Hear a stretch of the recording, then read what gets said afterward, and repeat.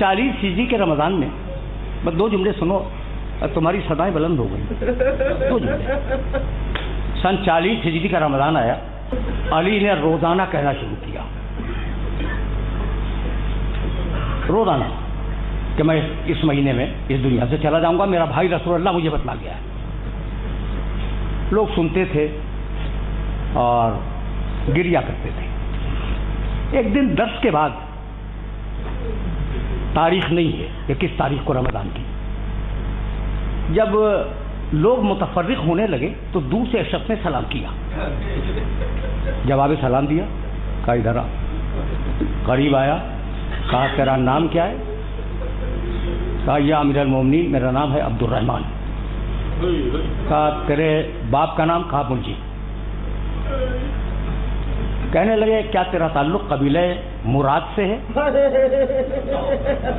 کہا ہاں یا امیر المومنین میں بنی مراد سے.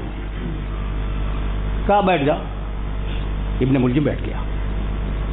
کہا تجھے کچھ یاد ہے کہ جب تو بہت چھوٹا سا تھا تو تیری یہودی دایا جو تجھے کھلاتی تھی، جب وہ ناراض ہوتی تھی تو تجھے تماچے مارتی تھی، اور یہ کہہ کے تماچے مارتی تھی کہ تو ناقہ صالح کی ٹانگیں کاٹنے والا ہے.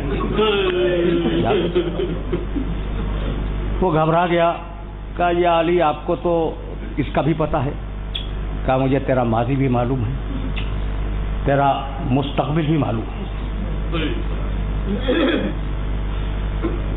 ابن ملجم میں دیکھ رہا ہوں کہ تیری تلوار سے میرے سر میں شگاف آئے. سنو انسان کیسے بدلتا ہے. تیری تلوار سے میرے سر میں شگاف آئے گا، میں دیکھ رہا ہوں. اس نے تلوار پھینک دی. کہا تو اگر آپ یہ سمجھتے ہیں تو آپ مجھے قتل کر دیں، یہ تلوار ہے. گھور کے دیکھا، اور یہ علی کہہ سکتے تھے. کہنے لگے ہم واقعے کے ہونے سے قبل کسی کو سزا نہیں دیا. علی اس نے کہا تھا کہ اگر میں قاتل ہوں آپ کا مجھے قتل کر دیجئے. کہنے لگے قبل وقوع واقعہ ہم آل محمد سزا نہیں دیا کرتے. کسی صحابی نے کہا علی کے، دیکھو اسے کیا جواب دیا کہ یا علی یہ آ گیا ہے اسے مار دیجیے. آپ نے کہا کہ مجھے رسول اللہ نے بتلایا اور رسول اللہ کو اللہ نے بتایا کہ یہ میرا قاتل ہے ابن ملجم. سننا بھائی سننا، علی کا جواب سنو. تو کہا یا علی اسے قتل کروا دیجیے. کہنے لگے اللہ نے مجھے یہ بتلایا ہے کہ یہ میرا قاتل ہے، مجھے یہ نہیں بتلایا کہ میں اس کا. یہ علی کہہ سکتے. 13ویں رمضان سے اپنے بچوں کو بٹھا کر وصیتیں لکھوانی شروع کی. حسن، حسین، محمد حنفیہ، دوسرے بچے، انہیں وصیتیں فرماتے بھی تھے، وصیتیں لکھواتے بھی تھے.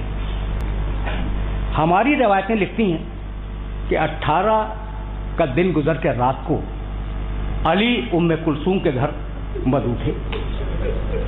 2 جملے تو اور کروں نا مصائب کے. بیٹی نے ایک پیالہ دودھ کا رکھا، تھوڑا سا نمک رکھا، ایک روٹی رکھی. گھور کے دیکھا، بیٹی تو نے کبھی دیکھا علی کو کہ اس نے ایک وقت میں 2 سالن استعمال کیا؟ ایک اٹھا لے. شہزادی ام کلثوم نے نمک اٹھانا چاہا، کہا نہیں، نمک علی کو مرغوب ہے، دودھ اٹھا لے. اور بیٹی کو گھور کے دیکھا اور کہا یہ جو غذا میں کھا رہا ہوں نا بیٹی، اس غذا کے لیے بھی یاد رکھ، فی حلالہا حساب و فی حرامہا عقاب. یہ نہ سمجھ کہ جو حلال ہے وہ کھائے چلے جاؤ، بلکہ اس کے حلال میں حساب ہوگا، اس کے حرام میں عقاب.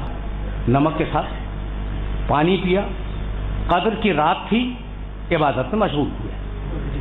حضرت ام کلثوم بیان کرتی ہیں کہ یہ کوئی پہلا دن تو نہیں تھا کہ میرے بابا افطار کے لیے آئے تھے، کئی دن ایسا ہوا، لیکن اس دن جو میں نے اضطراب کی کیفیت دیکھی، وہ کیفیت اضطراب میں نے کبھی نہیں دیکھی تھی. شب قدر کے اعمال کیے، باہر نکلے، آسمان کو دیکھا، پھر واپس آئے، کہنے لگے انا للہ و انا الیہ راجعون. 3-4 مرتبہ ایسا ہوا کہ علی باہر گئے, ستارے دیکھے, پھر واپس آئے, کلمہ استرجاع بیان کیا. تو پوچھا کہ بابا آج کیا بات ہے؟ کہا بیٹی تو جانتی ہے نا کہ تیرا باپ اس دنیا کا سب سے بڑا بہادر ہے. کہا بابا سب کو معلوم ہے. کہا بیٹی تیرا باپ وہ ہے جس نے پوری زندگی میں کسی سے خوف نہیں کھایا, کبھی ڈرا نہیں تیرا باپ, لیکن آج اس کی بارگاہ میں جانا ہے.